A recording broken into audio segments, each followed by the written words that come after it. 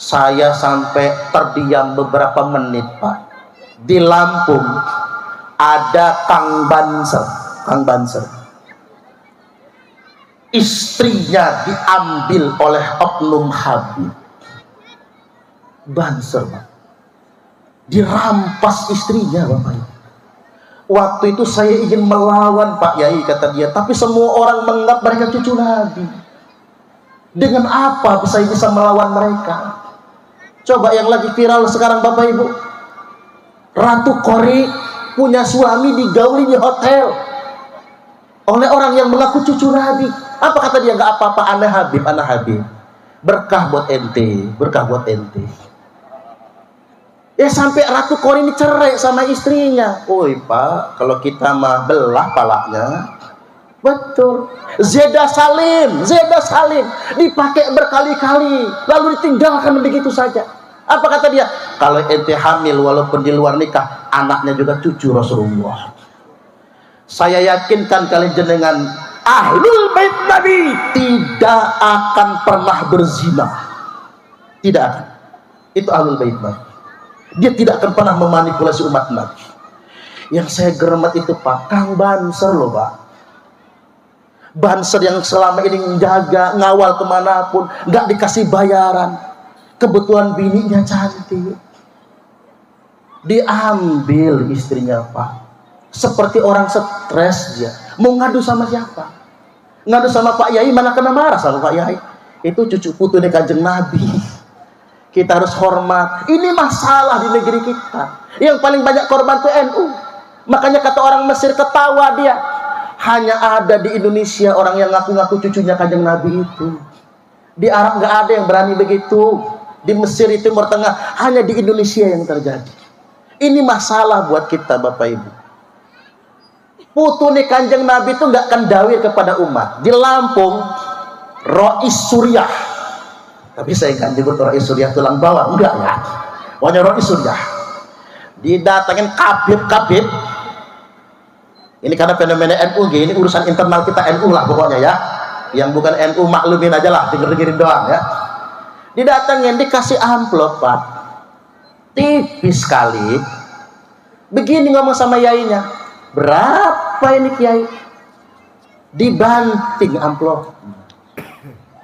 Rois Suriah kita itu Pak, ribuan santrinya aja nggak berani jalan di depannya, tapi dibegitukan oleh dia. Bahkan ada yang Rois Suriah juga, tapi Rois Suriah di mana pokoknya, yang jelas masih di Lampung pokoknya. Dikasih, dijual teken, tahu teken, tongkat teken, harganya 70 juta, maksa. Terpaksa kiainya ke sana kontang panting nyari duit Pak, cukup 50 juta dulu, kasihin sama Habib tadi itu. Besoknya ditelepon, 20 jutanya mana? Utang. Kayak rentenir nagihnya Bapak Ibu. Akhirnya kiainya digoblok-goblokin. Saking gak tahan Pak Yainya, langsung ngomong apa? Setan kamu ya. Gak mungkin kami ini putunya Kanjeng Nabi. Gak mungkin.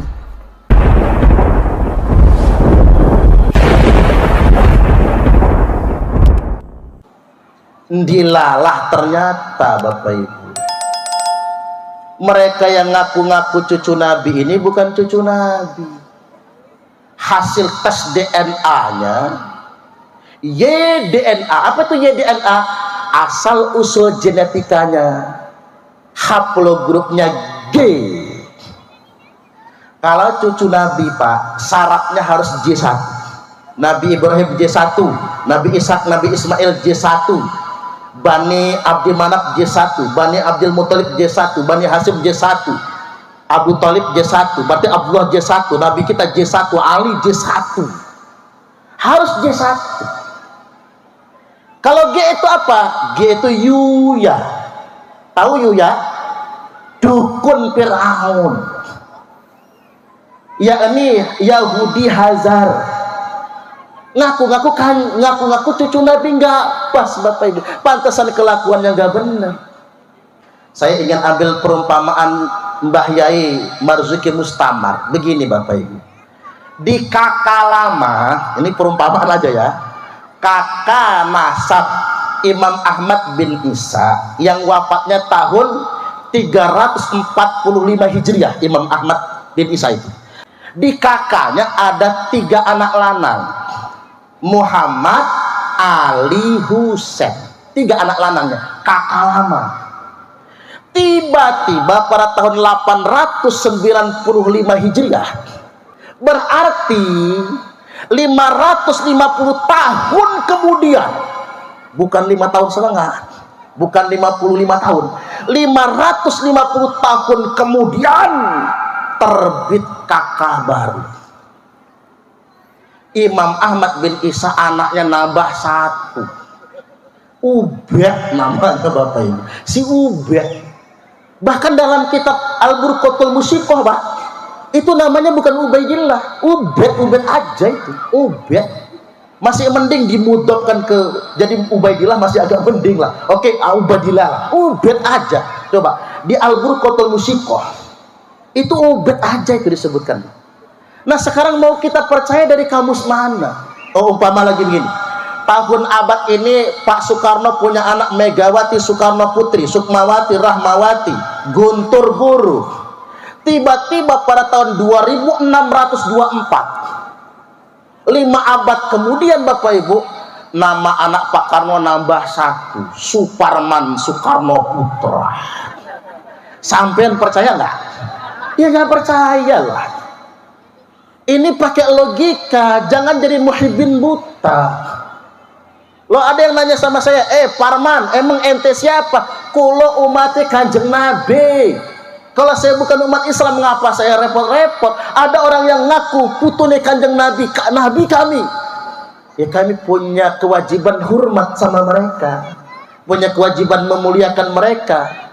Tapi ingat, karena mencintai Ahlul Bait itu wajib, maka khitabnya adalah yang dicintai itu harus yang asli, nggak boleh palsu. Tepuk tangan dulu. Nggak boleh palsu. Karena begini Bapak Ibu, Imam Mahdi itu Ahlul Bait Nabi nanti. Makanya ulama sepakat wajib meneliti siapapun yang ngaku anak putu ini Kanjeng Nabi. Karena apa? Imamul A'zam, Imamatul Uzma, imam besar itu harus dari keturunan Nabi. Pantesan ada penobatan imam besar umat Islam alias imam jumbo, Pak. Yang namanya Imamatul Uzma itu imam besar itu, imam jumbo itu Bapak Ibu, itu memang dipercaya oleh para ulama harus Bani Quraisy, harus Bani Quraisy. Nah itu kalau DNA-nya G Quraisy aja kagak, boro-boro cucu Nabi. Makanya harus diteliti, harus diperiksa. Ini ngaku imam besar umat Islam, tapi kelakuannya malah melukai umat Islam. Saya paling sebel, sakit rasanya Bapak Ibu ketika dia mengatakan Gus Dur buta mata, buta hati. Orang NU diem pepelongoan semua. Ngapura ya, kalau nggak salah dia ngomong Gus Dur buta mata, buta hati itu di Tulang Bawang loh Pak. Dulu dia pernah ceramah di Tulang Bawang. Gus Dur buta mata, buta hati itu. Kita orang NU pepelongoan aja. Tiba-tiba ada yang sholawatan, Habib Rizik guru NU. Enak aja. Itulah orang NU. Orang NU itu gak urakan, Mbak. Kiainya dihina, meneng wae. Diam saja, tapi bukan berarti gak melawan Bapak Ibu. Kualat. Semua yang menghina Gus Dur kualat semua. Gitu loh, itu Mbah Wali. Saya nggak keturutan Pak. Saya nangis kalau ingat Gus Dur itu. Gus Dur itu satu. Kata Nyai Sinta Nuriyah, kalau malam anaknya pipis tidak pernah membangunkan istri. Popok anaknya Gus Dur semuanya diganti sendiri oleh Gus Dur. Kalau saya Pak anak pipis, kata istri saya, B bantuin, pura-pura ngorok saya Pak. Ini Gus Dur itu wali. Yang kedua, Mbah Wali Gus Dur niku Pak, enggak pernah mencaci masakan istri, walau sekalipun enggak pernah. Disitulah saya langsung terhendak. Kadang-kadang saya masih bisa memprotes masakan istri saya. Subhanallah Bapak Ibu. Jadi balik lagi Bapak Ibu, penentuan imam besar itu harus diseleksi, tidak bisa sembarangan. Apatah lagi Imam Mahdi, harus hati-hati. Makanya ulama kita Al-Hafiz Ibnu Hajar Al-Haytami berkata, yang bagi likulli ahadin ayyakuna lahu ghiratun fi hadan nasabi syarif. Niscaya bagi setiap orang, tentunya yang berilmu maksudnya, wajib untuk cemburu dengan nasab mulia keturunan Rasulullah sallallahu alaihi wasallam fi hadan nasabi syarif. Saya ulangi, fi hadan nasabi syarif. Wadobatan, lalu menelitinya, tentunya bagi yang mampu, hatta la yantasib ilaihi sallallahu alaihi wasallam ahadun illa bihaqq. Meneliti sampai tidak ada lagi yang berani menyambungkan nasabnya kepada nasab mulia Rasul kecuali dengan data yang benar. Ini wajib bagi kita semua. Ya, diingatkan sholawat nanti lagi semangat ceramahnya ya. Wajib meneliti bagi kita semua. Mengapa ini saya sampaikan Bapak Ibu di forum ini? Karena kita ini Nahdiyin Pak, yang paling banyak jadi korban itu Nahdiyin. Saya sampai terdiam beberapa menit Pak. Di Lampung ada Kang Banser, istrinya diambil oleh Oknum Habib. Banser Pak, dirampas istrinya Bapak Ibu. Waktu itu saya ingin melawan Pak Yai, kata dia, tapi semua orang menganggap mereka cucu Nabi. Dengan apa saya bisa melawan mereka? Coba yang lagi viral sekarang Bapak Ibu, Ratu Kori punya suami digauli di hotel oleh orang yang mengaku cucu Nabi. Apa kata dia? Nggak apa-apa, anak Habib, berkah buat ente, berkah buat ente. Ya sampai Ratu Kori ini cerai sama istrinya. Woi Pak, kalau kita mah belah palanya. Betul. Zeda Salim dipakai berkali-kali lalu ditinggalkan begitu saja. Apa kata dia? Kalau ente hamil walaupun di luar nikah, anaknya juga cucu Rasulullah. Saya yakinkan kalian jenengan Ahlul Bait Nabi tidak akan pernah berzina. Tidak akan. Itu Ahlul Bait Nabi. Dia tidak akan pernah memanipulasi umat Nabi. Yang saya geremet itu Pak, Kang Banser loh Pak. Banser yang selama ini menjaga, ngawal kemanapun, nggak dikasih bayaran. Kebetulan bininya cantik, diambil istrinya Pak. Seperti orang stres dia. Mau ngadu sama siapa? Ngadu sama Pak Yai, mana kena marah sama Pak Yai. Itu cucu putunya Kanjeng Nabi. Kita harus hormat. Ini masalah di negeri kita. Yang paling banyak korban itu NU. Makanya kata orang Mesir, ketawa dia. Hanya ada di Indonesia orang yang ngaku-ngaku cucunya Kanjeng Nabi itu. Di Arab nggak ada yang berani begitu. Di Mesir, di Timur Tengah, hanya di Indonesia yang terjadi. Ini masalah buat kita Bapak Ibu. Putune Kanjeng Nabi itu nggak akan dawir kepada umat. Di Lampung, Rois Suriah. Tapi saya nggak nyebut Rois Suriah tulang bawah, enggak ya. Pokoknya Rois Suriah. Didatangin kabib. Ini karena fenomena NU, ini urusan internal kita NU lah pokoknya ya. Yang bukan NU maklumin aja lah, denger-dengerin doang ya. Didatengin, dikasih amplop Pak, tipis sekali. Begini ngomong sama yainya, berapa ini Kiai? Dibanting amplop. Rois Suriah kita itu Pak, ribuan santrinya aja nggak berani jalan di depannya, tapi dibegitukan oleh dia. Bahkan ada yang Rois Suriah juga, tapi Rois Suriah di mana pokoknya, yang jelas masih di Lampung pokoknya. Dikasih dijual teken, tahu teken, tongkat teken, harganya 70 juta, maksa. Terpaksa kiainya ke sana pontang-panting nyari duit Pak, cukup 50 juta dulu, kasihin sama kabit tadi itu. Besoknya ditelepon, 20 jutanya mana? Utang. Kayak rentenir nagihnya Bapak Ibu. Akhirnya kiainya digoblok-goblokin. Saking gak tahan Pak Yainya langsung ngomong apa? Setan kamu ya. Gak mungkin kami ini putunya Kanjeng Nabi. Gak mungkin. Nah ini penting Bapak Ibu untuk kita garis bawahi. Makanya ini sudah gerakan umat itu. Mengapa saya katakan ini gerakan umat Bapak Ibu? Begini. Dulu tetangga kita Muhammadiyah, waktu 1 abad Muhammadiyah, tak tunggu-tunggu, ada nggak yang kejadian luar biasa? Nggak ada, anteng aja Pak. Begitu 1 abad Nahdlatul Ulama, berdasarkan tahun Qamariyah, kita sudah 101 tahun. Awal abad kedua ini sudahan. Berdasarkan tahun Samsiah bentar lagi. Tapi kita berdasarkan tahun Qamariyah, kita sekarang sudah di awal abad kedua Nahdlatul Ulama. Nabi telah bersabda, innallaha yab'atu li hadhil ummati ala ra'si kulli mi'ati sanatin mayyujaddidu laha dinaha.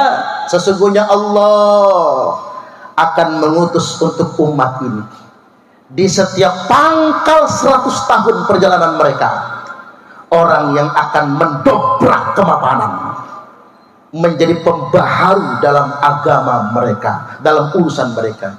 Dan saya berpendapat Kiai Haji Imaduddin Usman Al-Bantan, Romo Kiai Haji Marzuki Mustamar, dan ulama-ulama lain, Gus Abbas Buntet, adalah orang-orang yang menjadi mujaddid pada awal abad kedua Nahdlatul Ulama itu. Tepuk tangan dulu.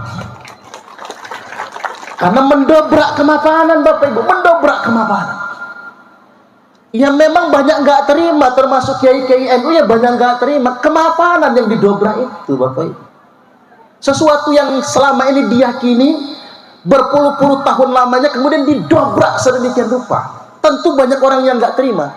Tapi nek panjenengan merasa umat Kanjeng Nabi, maka panjenengan juga punya kewajiban yang sama, menjaga kemuliaan nasab suci Rasulullah Sallallahu Alaihi Wasallam. Halo.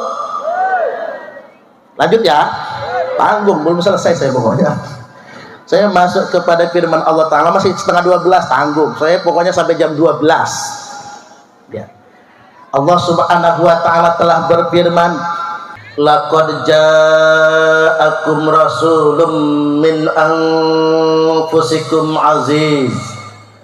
azizun alaihi ma anittum harisun alaikum bil mu'minina raufur rahim. Ini sungguh luar biasa. Laqad ja'akum, sungguh telah datang kepada kalian semua rasul, seorang utusan, min anfusikum, dari masyarakat kalian sendiri.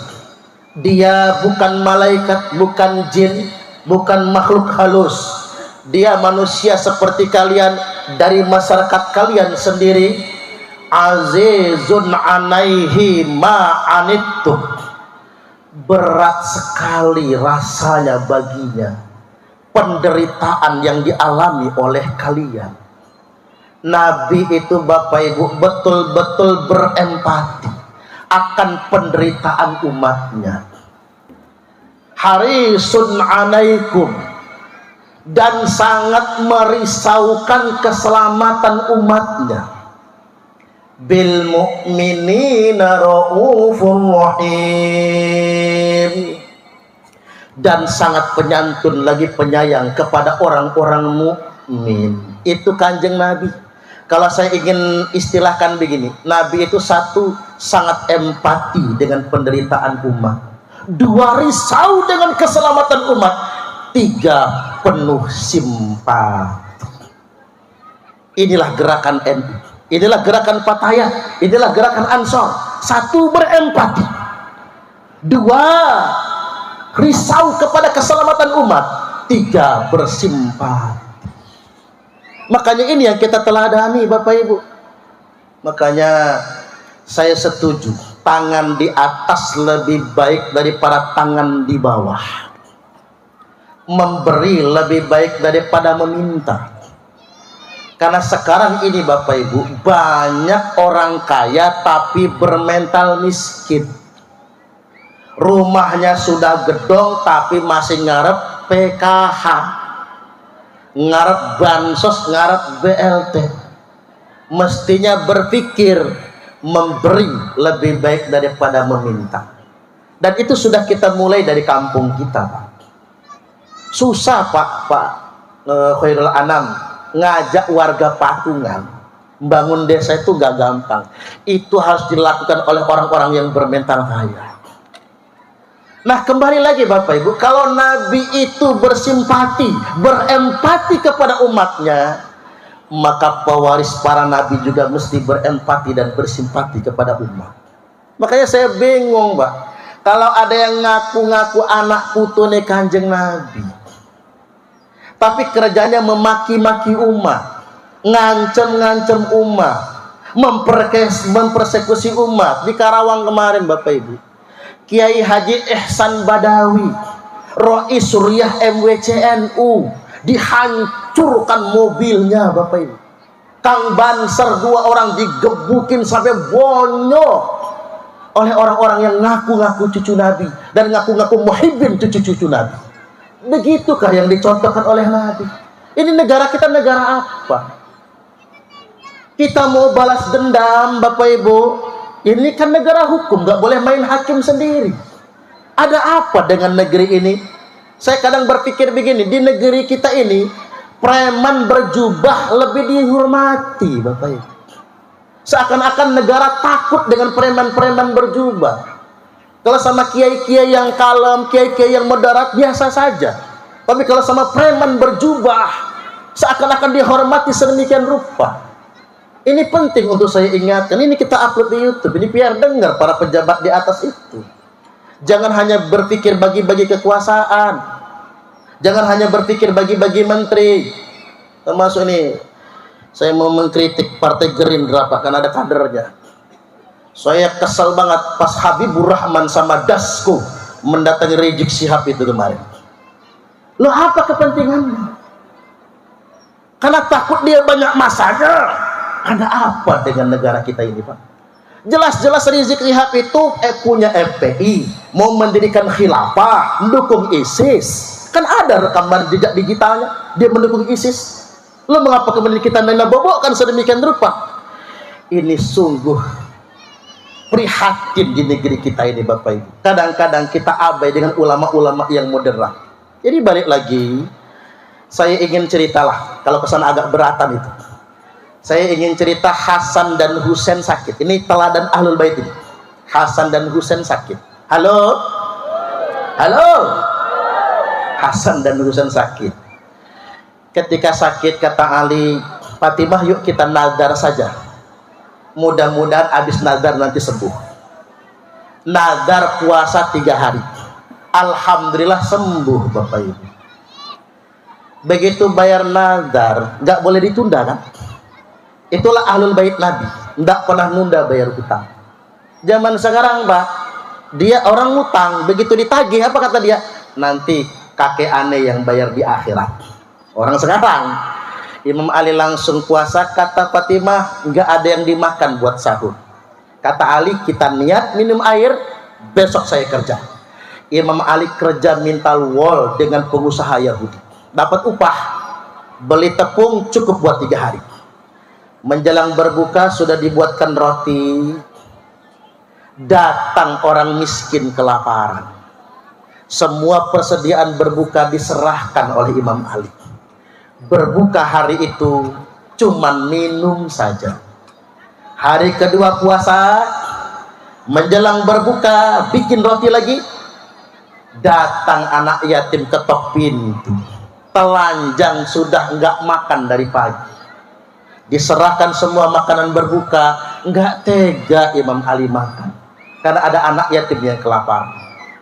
Puasa hari yang ketiga, berharap hari terakhir bisa makan. Menjelang berbuka Bapak Ibu, ada tawanan yang baru saja dilepaskan musuhnya, kelaparan sekaligus enggak punya bekal pulang ke rumah. Semua persediaan berbuka kata Ali, kami punya cuman ini. Mudah-mudahan bisa menahan laparmu sampai di rumah. 3 hari 3 malam puasa hanya sahur pakai air, minum pun pakai air saja. Kata Ali, Fatimah, yuk ke tempat Rasulullah. Jangan-jangan ada yang dimakan di sana. Sampai ke rumah Nabi, ya namanya menantu, nggak punya beras kan tempat mertua, biar bisa numpang makan. Sampai rumah Kanjeng Nabi, kok jalan miring-miring, lemes. Ada apa ini, kata Nabi? Fatimah cerita tentang puasa 3 hari, tentang nazar, tentang sedekah itu. Nabi berebes milih, Pak.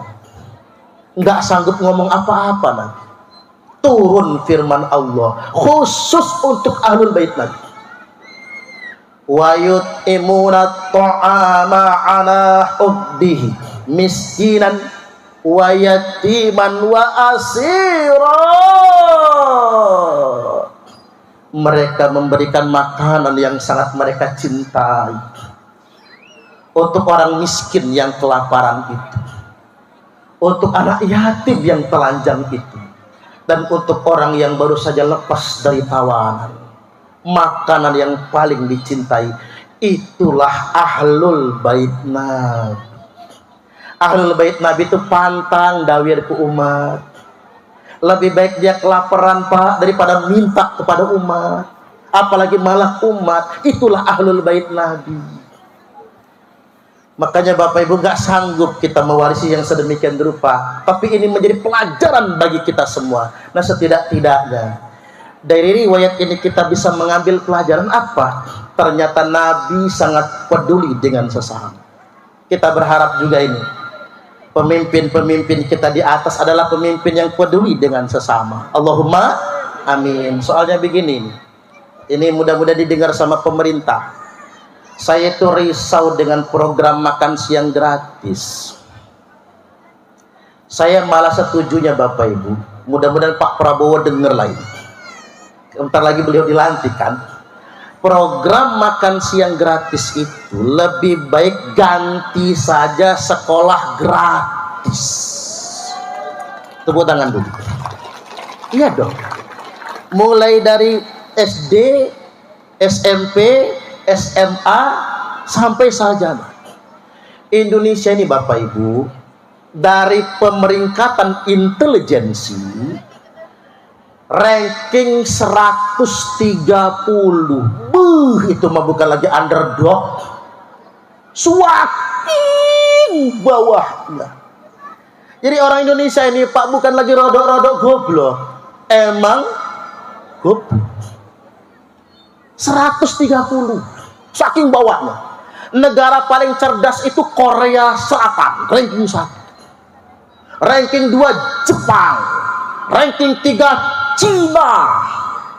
Amerika, Jerman tuh Pak masih di bawah 10 besar. Indonesia tuh 130. Nah, caranya gimana untuk meningkatkan kecerdasan intelijensi? Gratiskan sekolah. Karena saya sudah berhitung, makan siang gratis itu 15.000 sehari. Kali sebulan 450.000. Coba kita berhitung. Kalau 450.000, daripada makan siang gratis di sekolah, mending kirim ke emaknya aja. Setuju gak kira-kira? Ya iya dong. Woi, kalau punya anak 4 sekolah Pak, 1.800.000 cair emak-emak nih.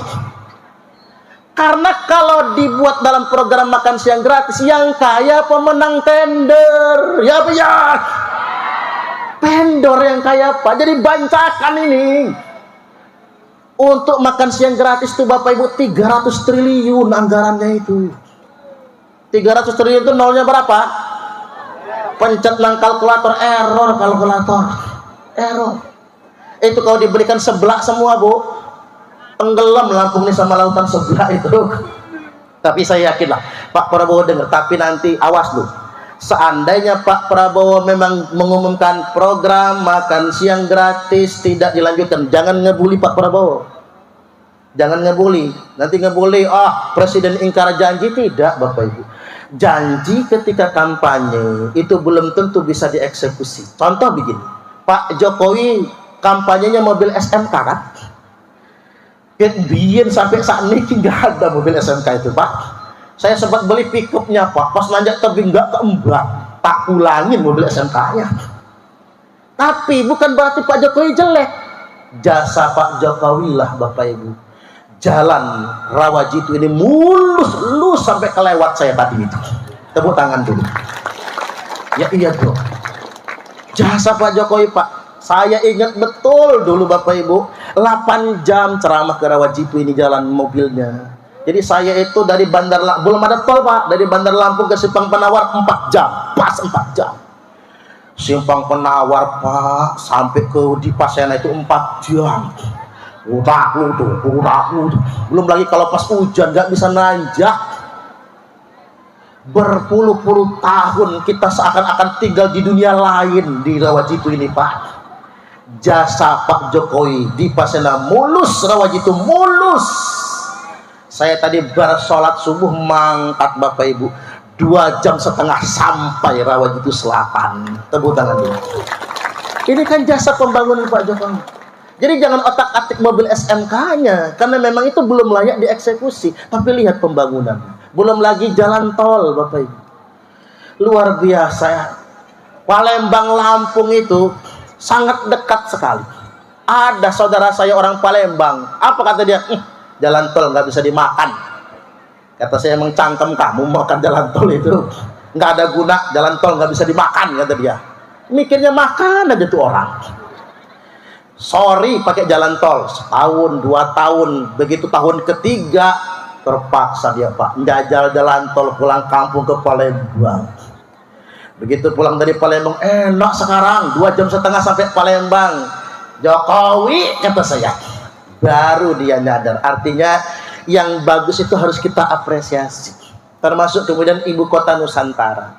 Kita ini kan Pak ribut aja terus banjir Jakarta itu. Emang Jakarta itu sampai kiamat banjir tahu Pak? Karena memang daratan Jakarta itu memang rendah, lebih rendah daripada laut. Yang mengapa ibu kotanya Jakarta? Iya karena dulu peradaban kita kan peradaban sungai sama laut. Transportasinya kan, cobalah lihat, Benggala itu karena apa? Karena ada sungai. Bandar Lampung ada Panjang karena sungai. Karena laut Bapak Ibu, peradaban sungai. Makanya kampung itu kan nama sungai semua. Wayabung, Wayahalim kan. Kalau orang Jawa itu Kalijodo ya. Kaliungu sebagainya. Kalau orang Sunda Ciomas, Cibodas, Cihireng, Cibiru, Cai semua kan. Karena kita peradaban sungai, wajar. Karena Jakarta adalah wilayah yang paling mudah diakses oleh bangsa-bangsa, maka dia jadi ibu kota. Karena dia wilayah pesisir yang memang sangat dekat dengan laut, makanya banjir. Jadi yang salah bukan Pak Ahok, yang salah bukan Pak Anies Baswedan. Nggak ada yang salah gubernur Jakarta. Emang begitulah Jakarta. Nah kalau nggak mau banjir, makanya pindah ke ibu kota Nusantara. Ini ilmu buat kita semua, pemahaman. Kita juga harus adil kepada pemimpin. Makanya nggak melulu segala sesuatu dibebankan kepada pemimpin. Dan di desa kita, di kampung kita, sudah kita praktekkan. Buktinya pembangunan kita dengan cara patungan. Baik. Sudah jam 12 kurang. Terakhir Bapak Ibu sebelum kita salawat nggih. Falamma jaa yaumul isnin min syahri Rabiul Awwal. Tibalah hari Senin di bulan Rabiul Awwal.